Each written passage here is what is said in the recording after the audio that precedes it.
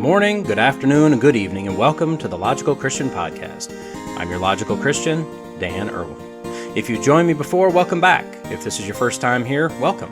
At the Logical Christian Podcast, we look at what's going on in the world of current events, politics, science, and whatever the mainstream media feels is important to tell us, but rather than just accepting their spin and swallowing their narrative, we look at it logically, and we look at it as Christians. Links can be found in the show notes if you want to follow along. So with that, let's go be logical Christians. When my child was younger and still thought dear old Dad was the absolute coolest, or at least tolerable, we'd get to the end of the week, and rather than make yet another meal, we'd pull out the generic Tupperware containers, because I am not paying for the good stuff, and see what we could turn into dinner. Rather than always calling them leftovers, I like to use the term Smorgasbord, as that sounded much more upscale. Either way, the bottom line is that we had some stuff we didn't finish before, and it's perfectly good eating, so let's take these bits and pieces and make a solid meal. On today's episode, we're going to shake, rattle, and roll, and then we'll wish we were animals. Finally, we're going to get a hearty helping of fatty liver.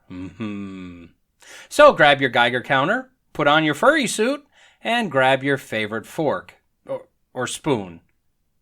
Well, I'm not sure what you're supposed to use with this. Just grab a spork to be safe, because it's time to dig in. So, here we go.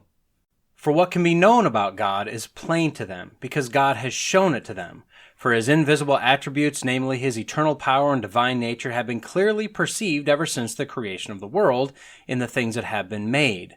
So they are without excuse. For although they knew God, they did not honor him as God, or give thanks to him, but they became futile in their thinking, and their foolish hearts were darkened. Claiming to be wise, they became fools and exchanged the glory of the immortal God for images resembling mortal man and birds and animals and creeping things.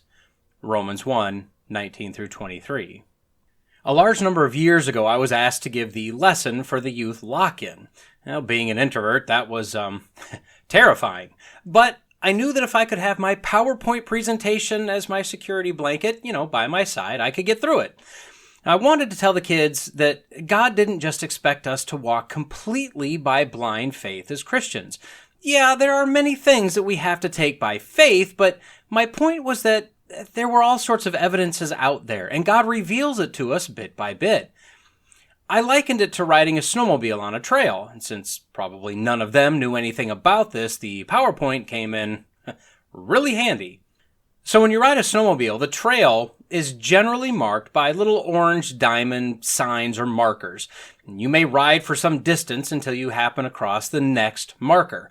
Now, for me, this was very disconcerting, as I'm not confident in my directional abilities.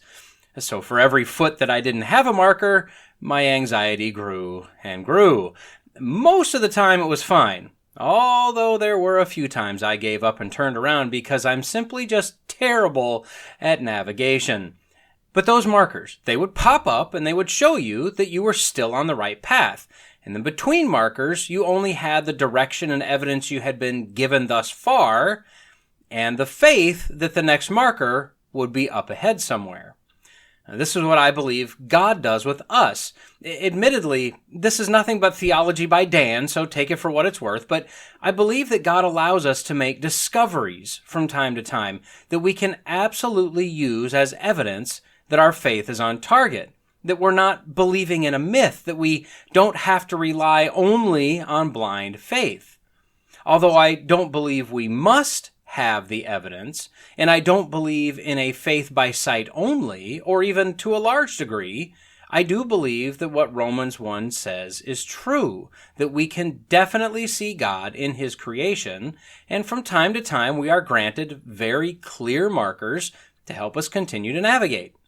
Not sure if that really made any sense or not. If it didn't, let me encourage you to get out the little Men in Black flashy thing and just remove the last couple minutes from your memory, and then we shan't speak of it again. From LiveScience.com, headline, Scientists Find Evidence for Biggest Earthquake in Human History. That sounds fun, huh? So apparently archaeologists have discovered what they believe to have been a magnitude 9.5 earthquake that took place on what is now the northern coast of Chile. For reference, 9.5 is huge. Now, I remember the 1989 San Francisco earthquake because it took place right during the World Series. I remember seeing overpasses with large sections either gone or half fallen on the road below. I mean, it was crazy. Now, that earthquake was a 6.9 on the Richter scale. So I found a website called yummymath.com, link is in the notes, where they gave a Richter magnitude scale and some equivalents that we could kind of use to get an idea. So, for example, a 2.0 magnitude earthquake is about the equivalent of 1 ton of TNT, like what would happen in a quarry or a mine. A magnitude 4.0 would be about 1,000 tons of TNT, or the equivalent of a small nuclear weapon. A 6.9, such as what happened in San Francisco, is something just under 32 million tons of TNT, so 32,000 times more powerful than that small nuclear weapon.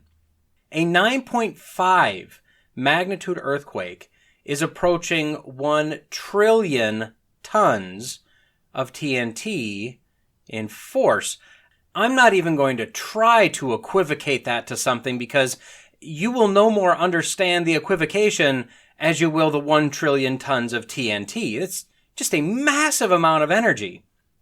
Now, scientists say that an earthquake of this strength would have created a 5,000-mile-long tsunami, creating waves up to 66 feet high, and would have traveled all the way from Chile to New Zealand, where it still had the power to throw, quote, car-sized boulders hundreds of miles inland.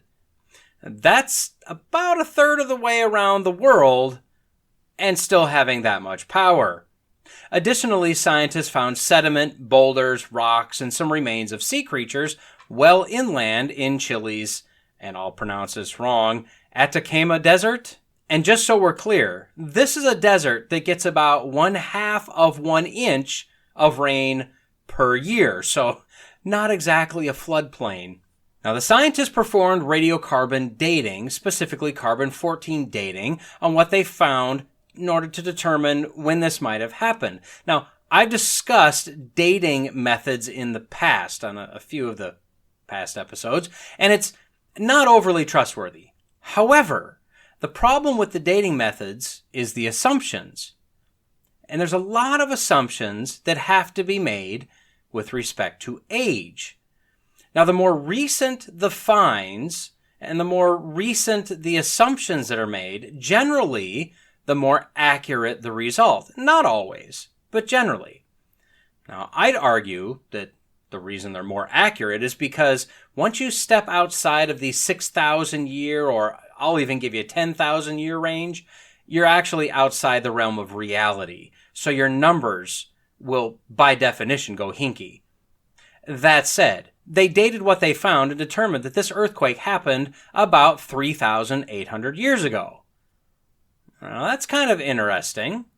And then they say that evidence points to about a 1,000-year period before people started to venture back to the coastline. Study co-author James Goff said, quote, "That's an amazing length of time given that they relied on the sea for food." Yeah, 1,000 years is a long time before they'd venture back to the coast. I'd almost say an unrealistic amount of time, in my opinion.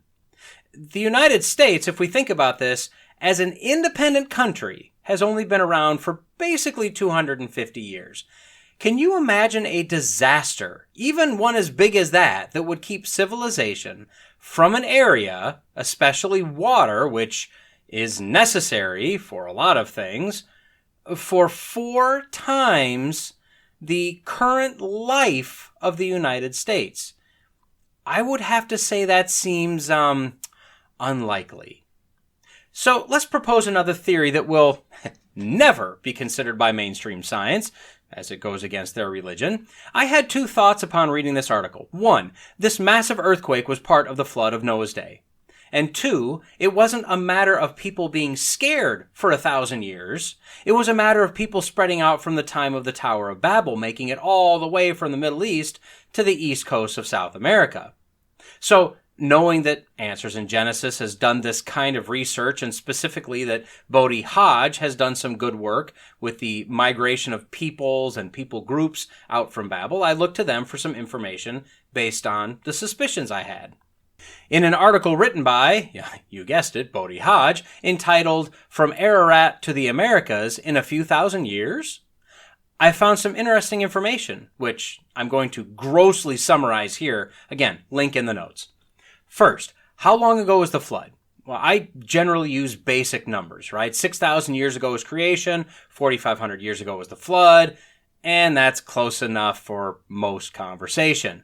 Now, Archbishop James Ussher, who lived in the 17th century, was one of the few people that endeavored to really figure out the exact date of creation and the major biblical events. In doing so, he placed creation at exactly October 23rd, 4004 BC. Now, I'm not going to claim that number is accurate to the day or even the exact year. Now, he had a very methodical way of determining the date, but I'd say that generally about 4000 BC for creation is correct. When working through the ages of people in the Bible, you can come up with about 4000 BC. Well, he then calculated the year of the flood to be 2349 BC and the Tower of Babel at 2242 BC. So the flood, per Ussher's calculations, would have been about 4,370 years ago. Now, for a carbon dating method that has assumptions built in, the difference between 3,800 and 4,370 isn't really all that much. In fact, to go just a little deeper into the science, the half-life for carbon-14 is 5,370 years. That's what they've calculated. I'm not going to argue with them. So they're saying that they calculated these samples, on average, had lost about 35% of their carbon-14. Now, if I use Ussher's date, it would be a loss of about 40% of their carbon-14.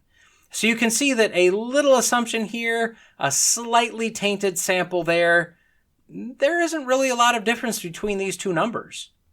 Hodge went on to answer a question in this article about migration from Babel starting about 100 years after the flood. And this is going across the land bridge that was made possible due to the Ice Age that was initialized by the flood. Look into Answers in Genesis. You can find their explanation for the Ice Age. And then moving down into the Americas. Hodge quotes Mike Ord in his book, Frozen in Time, to say that it likely would have taken about the peak of the Ice Age to fully reveal the land bridge, which would have been about 400 years after Babel. Minimally, they figure the migration from the Middle East across the land bridge and down to South America would have taken about 60 years, but realistically, they wouldn't have made a beeline for something they didn't know existed. They would have explored, wandered, settled, moved, dealt with setbacks, dealt with seasons, and the list is probably nearly infinite. So realistically, Ord and Hodge both estimate that a period of up to a couple hundred years to reach the Americas is probably more likely.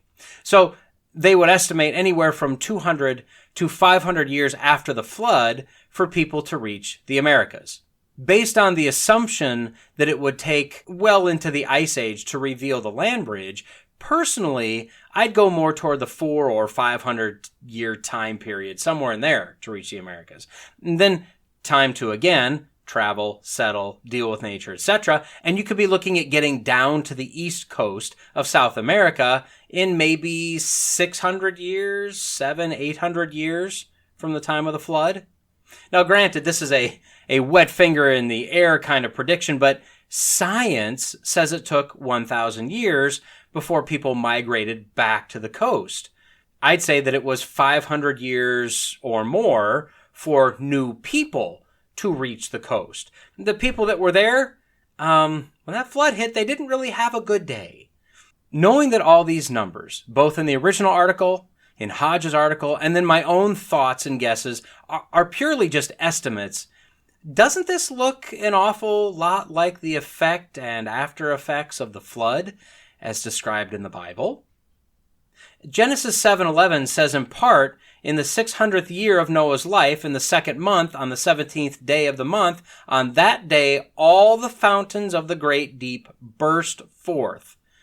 This very well could have been one of the fault lines holding back a fountain of the deep. And then in Psalm 104, a poetic retelling of the flood account says, "You covered it with the deep as with a garment. The waters stood above the mountains. At your rebuke they fled. At the sound of your thunder they took to flight. The mountains rose up, the valleys sank down to the place that you appointed for them. You set a boundary that they may not pass, so that they might not again cover the earth." See, it sure sounds like what these scientists found was a trail marker that's pointing them to the Bible for a real explanation of the evidence they're seeing. But that can't even be considered, because even the consideration opens the door for someone to come in and remove their freedom to live however they want. As of right now, there are only man's rules, and for the most part, those aren't a big deal. At least not when compared with God's laws and expectations. Now, science, unfortunately, has painted itself in a corner. They're allowed to question the accepted narrative as long as they stay in the realm of what they consider to be science. They will not, and in some cases are threatened to the point where they cannot even consider a biblical model. Getting out of science is one of the most difficult decisions and actions someone can take. But my friend, you are not in that same corner. Look for articles like this one. You'll find them. They pop up from time to time. Contemplate what you find and how it possibly fits into what you know as the truth of Scriptures. Don't just read a headline. Don't just skim the article. Read it. Don't just accept what they say is truth. Study it. Research it. Ask questions. And above all, think. When you start looking for the trail markers, you'd be surprised at what you may discover. See, this is the problem. I find these articles and they make me laugh or make my jaw drop or whatever, and I says to myself, this'll be a quick, somewhat humorous article that'll lead to the ability to tie a good biblical principle or two. And then I start thinking, and then I start wondering, then I start searching, and as I pull a thread, my entire plan unravels, and now I'm looking at a mess, trying to figure out how to fit this into a reasonable amount of time. That said, I am going to keep this one shorter because, all right? Found on CP24.com, which is a Toronto, Canada-based website, self-described as Canada's first and only 24-hour local news channel. You hoser. Headline, must watch. It was in all caps, sorry. Toronto Zoo begins vaccinating some of its animals against COVID-19. Okay, so look, the gist is basically what we've seen around the country, around the world, and at various zoos already. We're still apparently panicking about COVID-19 because, well, not because of science, politics and agenda mostly, and that extends to everyone and everything across the entire universe. We must get chemical injections into everything in order to assure that we're completely safe for the rest of time. To which I'd ask, how's that working out for you? But if you ran a zoo and if you bought into the fear porn, I could absolutely understand you wanting to vaccinate your animals. Animals get a number of vaccines for a number of things already, so why not add something for COVID-19 to the mix, right? So although I think it's absolutely asinine, what caught my attention was the statement made by the Toronto Zoo CEO, Dolph DeYoung, to CP24. Dolph said that there will be a number of animals that will get the shots, including primates, weasels, ferrets, tigers, and pigs. He added that the zoo hasn't actually had a case of COVID, but pump them full anyway, because they're concerned for the health of the animals. Which again, per my caveats, I guess I get it. But then he said, quote, "These are voluntary inoculations. The animals choose to come over and interact with the animal care staff and then are delivered the vaccine.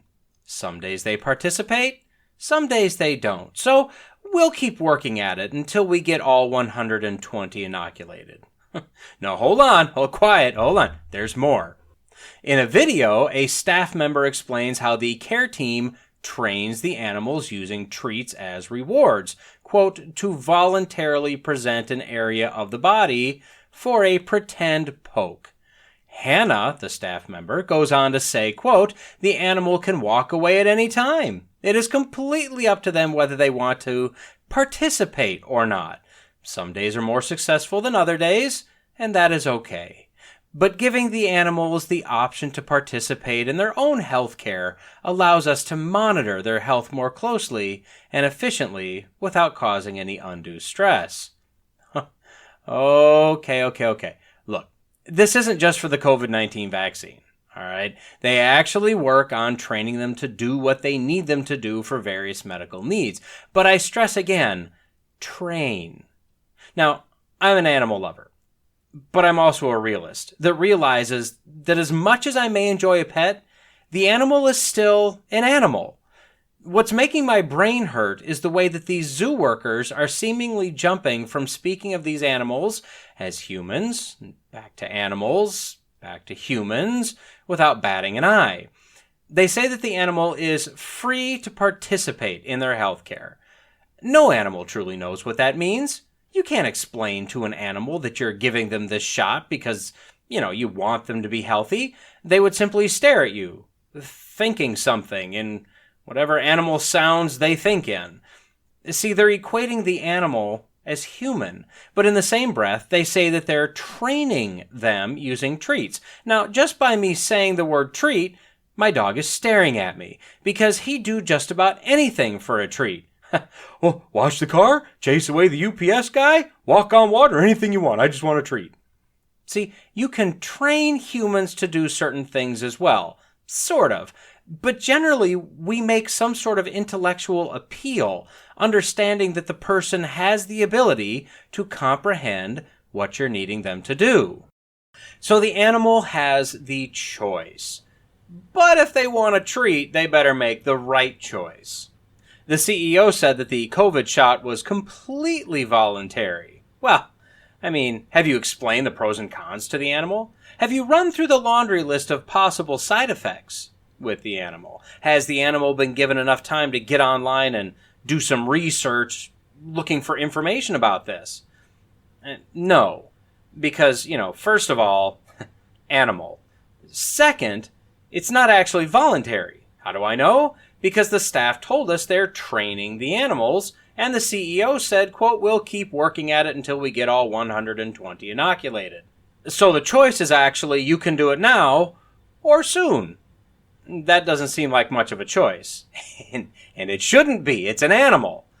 If the determination has been made that they need this shot, and I'd argue that doing that is stupid, but it's not my call, then you give them the shot.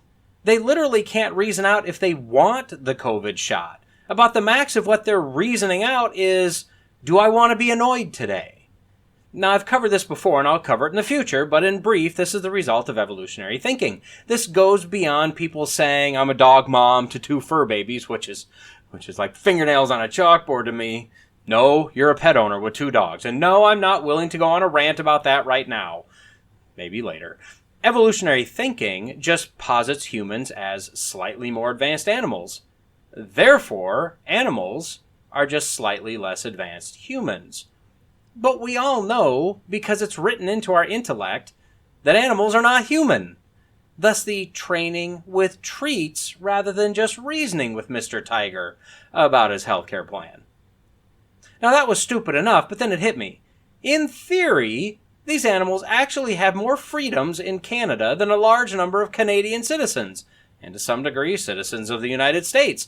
The animals didn't and don't have to mask up. The animals aren't told to stand on little circles and walk around their enclosure in one direction only to ensure social distancing, and theoretically getting the vax is voluntary. The governments of Canada and the U.S. have either mandated or attempted to mandate vaccines for as many groups of people as they can. Additionally, for the first 6 months, maybe 9 months of the new wonder chemicals that are totally safe and uber effective, and don't you dare say otherwise, the attempt was made to train us, just like the animals, give us treats in the form of cash and prizes. But now, the training is over. Now the penalties happen. Get the shot or get fired, get discharged, lose your benefits. I bet if we had the ability to rip arms from the shoulder sockets or eat faces off of people, the powers that be would continue to try to train us with treats. It's amazing to me that people, at least by perception, have less rights than zoo animals. But again, if you don't believe in God, there are no image bearers of God, just animals. And since humans do have that advanced intellect and can reason things out, consequences for non-compliance are considered more effective right now. So that was bad enough. But then something said by Dolph caught my attention. Remember, he's the CEO that said that this was totally voluntary, so the psychotic PETA people don't come and protest in their parking lot, but that they'll eventually get them all, so that they don't have the psychotic President Blackface Trudeau come and enact some sort of emergency powers in their parking lot. He said that pigs were included in the totally mandatory voluntary injections.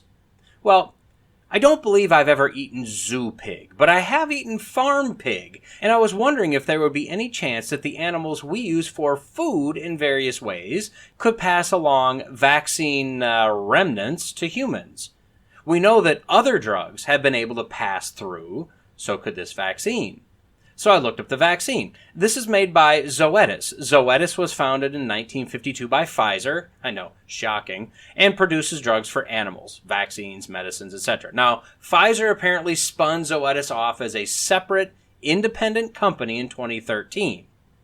So, as I was starting to look for how injecting livestock may affect people, I found that the Zoetis vaccine does not contain an mRNA component. No, they use a synthetically created spike protein in the vaccine with different carriers based on the species of animal, and so similar to the human vax, but not the same. And this difference is not trivial. See, in the human vaccine, the mRNA component is used to force our bodies to create the spike protein that our bodies are then supposed to recognize, fight, and learn from. The problem that's being seen is that we have no idea when or if the spike protein factories shut off. This is why, although the chance of adverse effects like blood, heart, nervous system, etc., are present with both the virus itself and the vaccine, it's more prevalent with the vaccine because the mRNA part of the injection shoves our systems into overdrive, and we're producing many, many times more spike than the virus would ever make, with no defined endpoint to the production. As you likely know, traditional vaccines use a weakened or dead part of a real virus injected into our bodies to let our system find it, decode it, and develop the fighters we need to eliminate it or a variant, if it were to be seen in the future. The mRNA part of this vaccine has been probably the biggest sticking point for those of us that shan't be getting the shot. In fact, the company Novavax has been working on a more traditional style COVID vaccine. It's not exactly the same, but it's much closer. I'd have to look into it a lot more, and I really don't see a logical need to get any shot for this virus right now, or anywhere in the future, to be honest. But although it's not exactly traditional, it would at least be worth evaluating as something much closer to traditional if push came to shove. So the Zoetis shot, without an mRNA component, is a kind of synthesized traditional vaccine. Why is it that animals have that but humans don't? Why is it that Zoetis isn't using an mRNA-style injection on animals? If a non-mRNA-style vaccine works fine for animals, why are mRNA-modifying injections the only possible way to vaccinate humans? Now, unlike mainstream science, I do know that there is a difference between animals and humans. So maybe the Zoetis style, made for humans, injection, wouldn't work for humans. I don't know. But I just kind of find this curious, don't you? So when it comes to COVID and the safe and effective vaccines that are actually not safe or effective, or a vaccine, I have many, many questions. And I'd sure like to ask very specific people some of these very specific questions. Anyway, I'm going to end this one here. As part of my, charter for this podcast, I didn't want to touch on COVID much at all, and so far I've been able to stick to that. Now, I could go into a number of points pertaining to faith and COVID, masks and shots, and government and lying and freedom, but I don't think I want to do that right here. Maybe later. My main point to this was to point out the world of ridiculous chaos that the theory of evolution creates. As I've said many times, the theory of evolution doesn't actually do anything for us. It literally serves no purpose.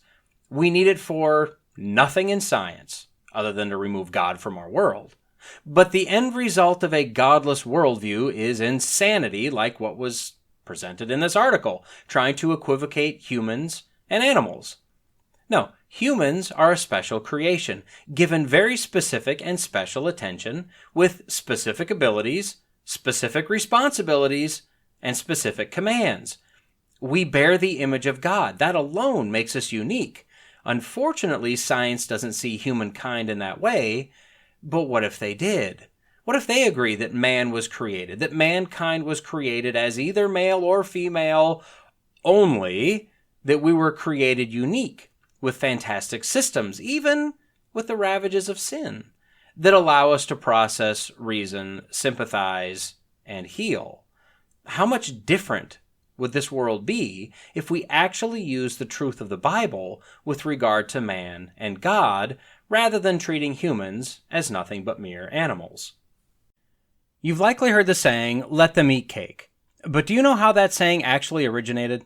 And we now associate that saying with completely out-of-touch elitists, like those in D.C., and the media, and most of the celebrities, who have no idea how real, honest, hardworking people live. As for that saying, it now essentially means that the little people should stop their whining and just live like the elite and shut up. Well, back in the French Revolution, the people of France were starving, like literally starving to death. The grain needed to make the bread was basically gone. Marie Antoinette was told of the plight of her people, that they had no bread to eat. Now, to you and me, that would mean they have no food. But to her, it meant that they just didn't have bread. So she offered what she felt was the best solution. Let them eat cake. Or more accurately, let them eat brioche, a sweet breakfast bread. Same difference, really. She was actually not being snarky or elitist. She was just so out of touch as to what was actually happening in the land. She was so isolated from her struggling kingdom that she honestly thought every house had meats, cheeses, breads, and cake, just like she did. She wasn't being dismissive of the problem at all. She actually just offered the most logical solution she could come up with, and I would guess was probably a little taken aback by the fact that they needed her to suggest the simplest of fixes. If they're out of bread, just eat the cake you have until you get more bread. It's not exactly bread, but it'll do just fine. Now, admittedly, there is some question as to if she actually said that, or if that was just pinned on her as the calls for her head ramped up.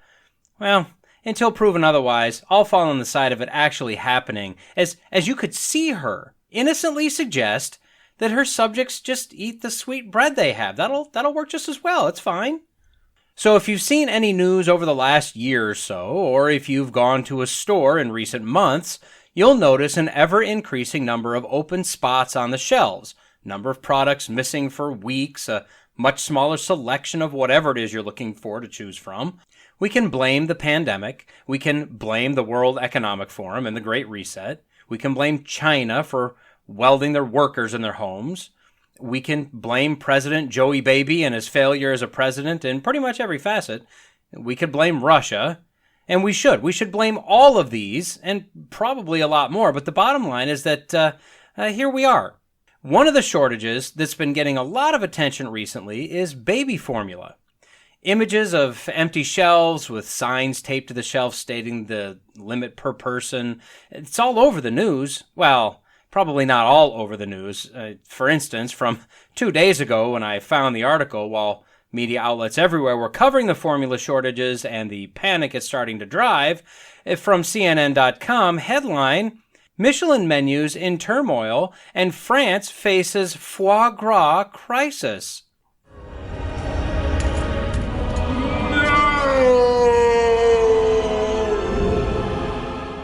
We'll come back to the formula thing in a minute. You know, the real story. But just to be fully transparent, CNN came out on May 7th with this article about the elite restaurants not having enough fatty goose liver to sell their patrons.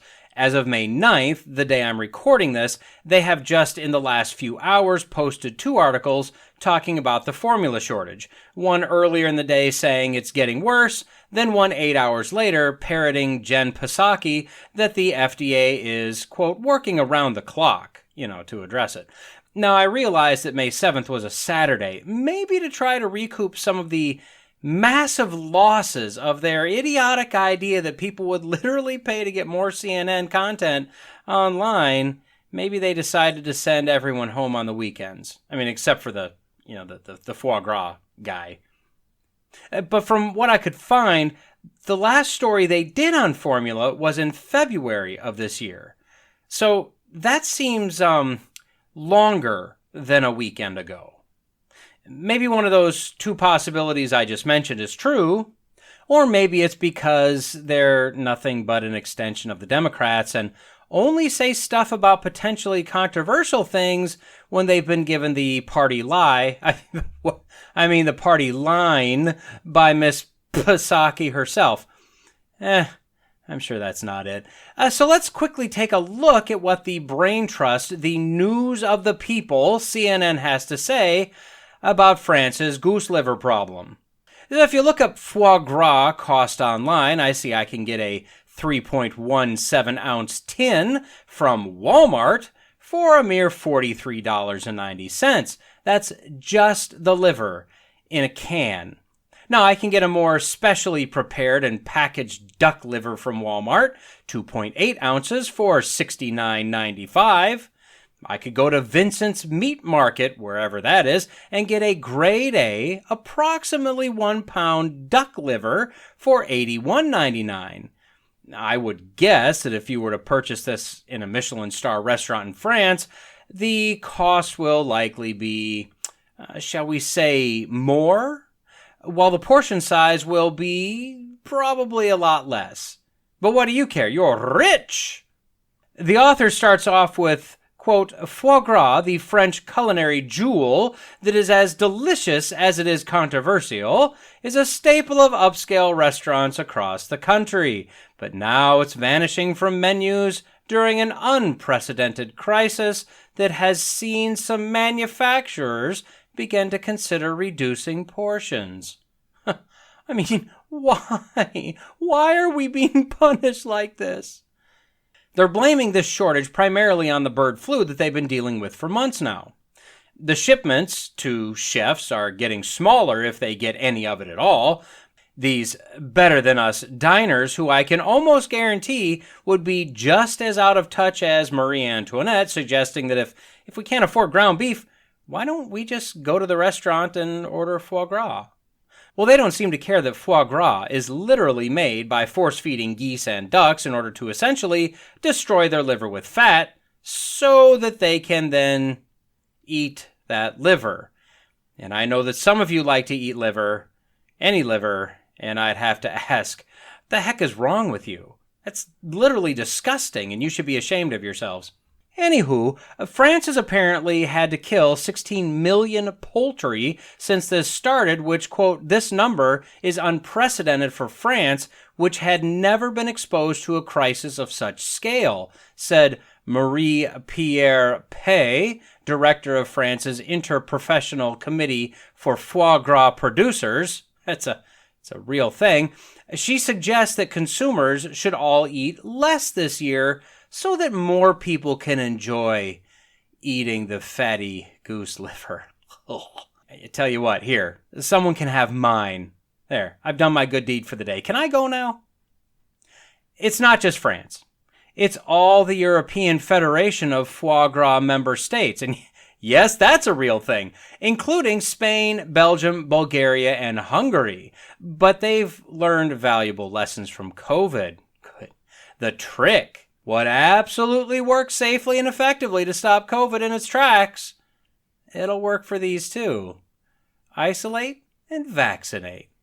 So they'll be vaccinating birds, but not until 2023 because 2 experimental vaccines are being tested, which, let me point out, they're taking infinitely longer to test a bird flu vaccine, for birds, so people can eat fatty livers, than they did to test a brand new non-vaccine before they mandated everyone shove it in their arm. Unfortunately, as one chef said, quote, between the bird flu, the war in Ukraine, and all that, we're going to run out of a lot of products, and we'll have to adapt with the products we have. 2022 will be the year with a bit more vegetable dishes and less meat. Yeah, no it won't. No, yuck, ick, ugh. So that is what CNN felt was super important. In fact, more important to write about than the baby formula shortage. I mean, that is until they were, told what to say by their leftist overlords. Now, at the same time, we had, for instance, and these were just a few examples, on Friday, May 6th, a story on WND.com and a story from WGME in Portland that was reposted on MSN. On Saturday, we had Breitbart put out a story, and trust me, there were many, many stories about the issues being encountered. Finally, CNN on May 9th, for the first time, like I said, since February, came out with a story and then 8 hours later basically republished that story with Psaki's comments that the FDA is working around the clock to make sure there's enough supply and that the supply is safe. And can I just be the first to say I totally, absolutely trust the FDA. Their work during the COVID issue, oh man, that has proven their absolute commitment and competence. Oh, I almost made it. Okay, well, look, in my opinion, the FDA should be shut down, disbanded, rechartered, and then restarted with an apolitical director under the oversight of a balanced congressional committee or something along those lines. What they are now and who they are now is a failed, agenda-driven, political, biased bureaucracy, and I don't think that they can be trusted. That said, let's take a look at a few of the issues that are being seen across the country, just in case you haven't heard, unless you're following local news to some degree or conservative media, it's just not being widely disseminated, at least not from what I've seen. So from WND.com, headline, Supply Chain Disaster, Baby Formula Vanishes from Store Shelves. They cite a recent survey, and these numbers can be found in pretty much every article right now. Basically, 40 to 50% of the top-selling brands were out of stock, like everywhere. In Iowa, South Dakota, North Dakota, they're dealing with 50% shortages. Missouri is seeing 52%, Texas 53%, and Tennessee at 54%, with 26 additional states in the 40 to 50% mark for outages. Apparently, this was an infection scare, one that I guess can cause meningitis, and this occurred with some of the top-name brands. According to WND, one child died. According to the CNN article, now we're at 2 children that have died. It appears that this was not a result of the food processing, but of course that doesn't get the formula back on the shelves after recalling, shutting down production, etc. I mean, this takes time. They quote Jill Bradford, a mother of a 5-month-old with special medical needs from Virginia. Quote, we've called the WIC office, we've called Thrive, which is a supply company, we've called every hospital system in the state, I've contacted personally every Kroger, Walgreens, Walmart, and CVS within the Tri-Cities area. Don't worry, though. She found 8 cans of what she needed. I mean, she paid $100 a can online when they're normally $43, but hey, she found them. They also cite another mother in Kentucky that, due to not being able to find formula, she dialed 911 to try and get help. Now, moving to the WGME out of Portland article, headline, It's a Scary Feeling. Nationwide baby formula shortage leaves Maine families scrambling. They cite a mother in Maine, Ricky White, who needs a specific type of Similac for her daughter, but can't find it. She said that they have family in Colorado that are trying to find it for her. She was told to contact the doctor's office to get samples, which she did, but she said that everyone is doing that, so the docs are all running out of even the samples. She went on to say that, quote, I'm thinking about exclusively breastfeeding because it's scary to have a formula shortage and to not know, am I going to be able to feed by next week? It's a scary feeling. My personal feeling on this is absolutely, that would actually be a fantastic thing to do. If mothers can do this, they probably should. It'd be better for the kids anyway. But it should be done for the right reasons, not out of fear that your kid is going to starve. Moving to Breitbart, headline, exclusive, baby formula shortage is getting worse. And they state that this actually started back in July of 21. A group that watches consumer goods, Data Assemblies, said that in July, the out-of-stock percentage moved into the double digits. Then starting in November, it went from 11% to 31% by April. They cite Katie Ruark, who has a baby that cannot breastfeed. Rather, he needs a special hypoallergenic formula. As they neared the bottom of the can, they couldn't find any at multiple stores, and they ended up having to take some from the can that they have at the daycare. But I mean, obviously that's not a permanent solution. A part of this is the problems of stockpiling or hoarding, the mentality that people have been running with ever since the great toilet paper scare of aught 20. Not we, but some of we, hoarded toilet paper and disinfectant wipes. And ever since then, we've had shortages of products on the shelves. Is it from people stockpiling or hoarding? Or is it from supply chain issues? I don't know. Finally on the Blaze, headline, baby formula shortage prompts tearful mom to panic. I broke down. Winter Balthrop from Tennessee has an 8-month-old daughter who needs a specific hypoallergenic formulation of Enfamil. Exclusively. She's not at a point where she could transition to regular dairy or nut milk, so they're relying on finding this specific formula. She said, quote, we went to 6 different stores and searched and called multiple others as far as 3 hours away from us. We were not able to find one can or bottle of her formula. Balthrop said that she was forced to give her daughter a generic version, which reportedly made the child sick. She continued, quote, I broke down in the car. I was panicking and sad for my girl because we had enough formula left to make 1 bottle, and I knew we would have to use the generic formula that hurt her stomach again, and that broke my heart. So, while the rich deal with a foie gras shortage, which, look, if you have the money and you choose to use it on that, that's up to you. I'm not going to fault you for that. But I will condemn CNN, who apparently thinks that that's the important story to tell us. That's what the average person is worried about. And that's what they think. Fatty goose liver in high-end restaurants in France. That is until the White House comes out to tell us, all that they're working so hard.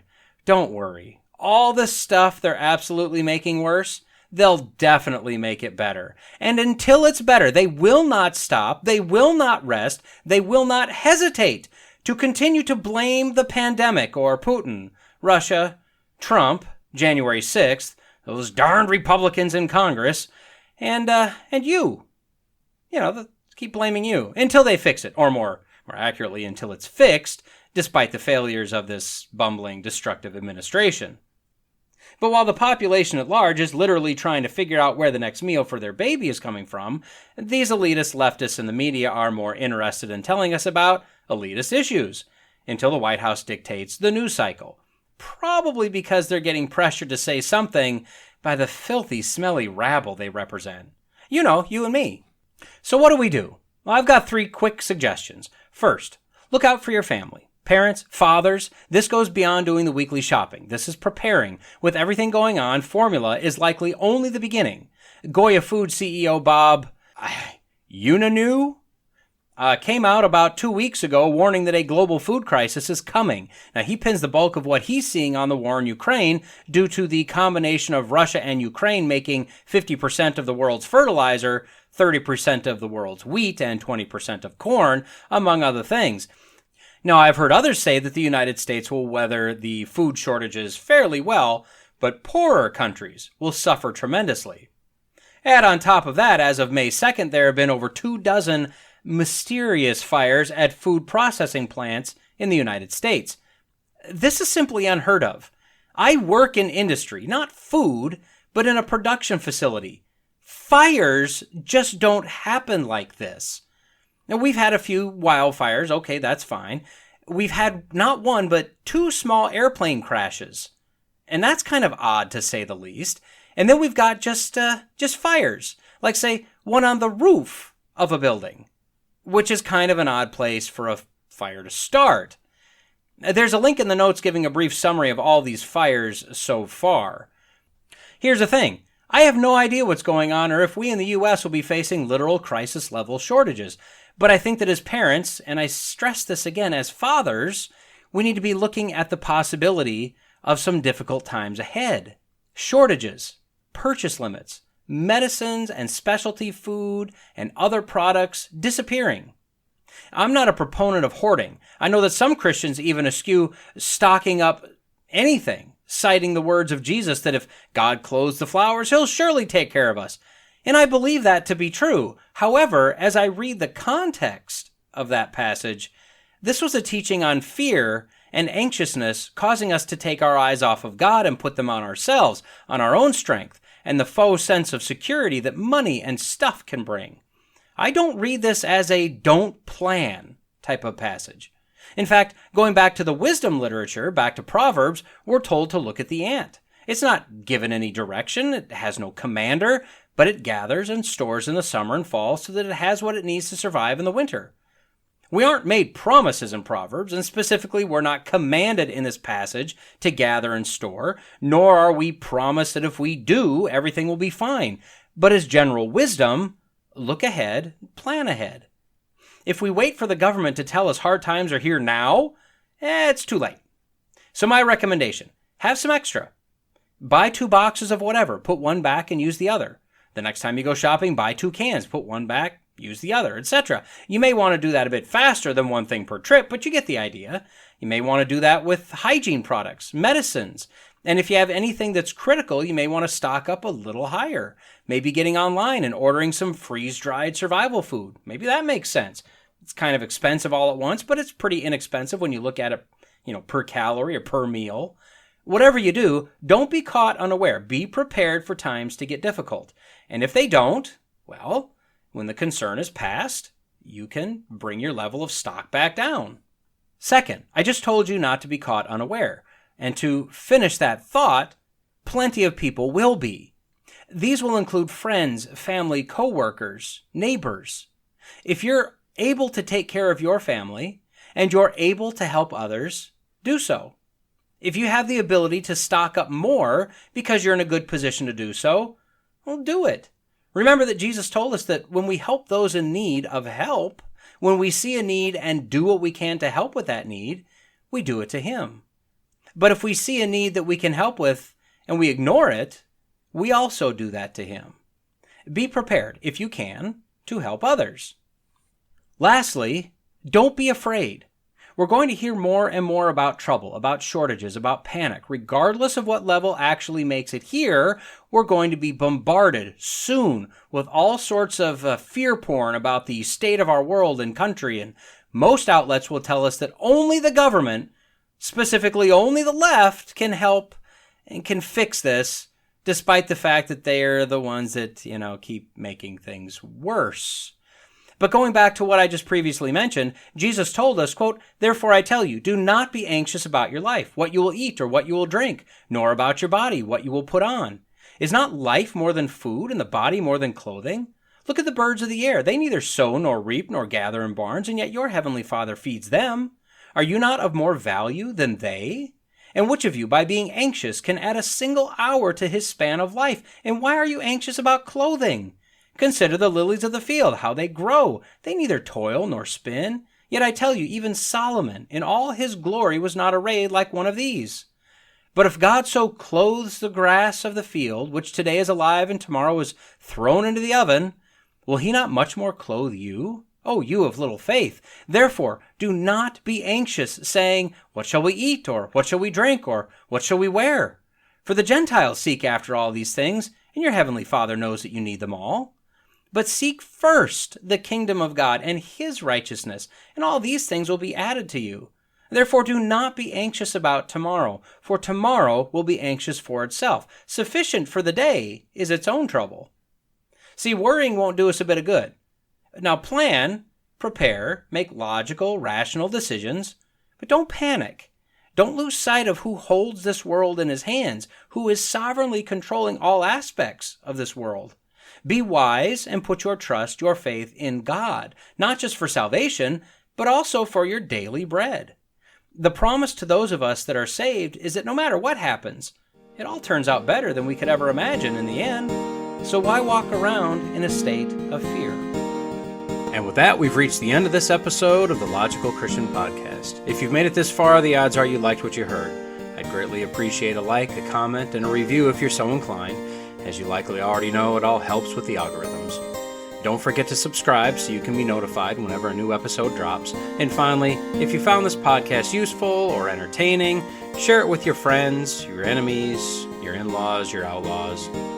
If you want to reach me, you can do so at lcpodcast@outlook.com, or increasingly, I'll be using @lcpodcast on Getter. Lawrence J. Peter said, "Against logic there is no armor like ignorance. But Jesus told us that if you abide in my word, you are truly my disciples, and you will know the truth, and the truth will set you free." So stay in the word, stay logical, stay faithful, and until next time, God bless.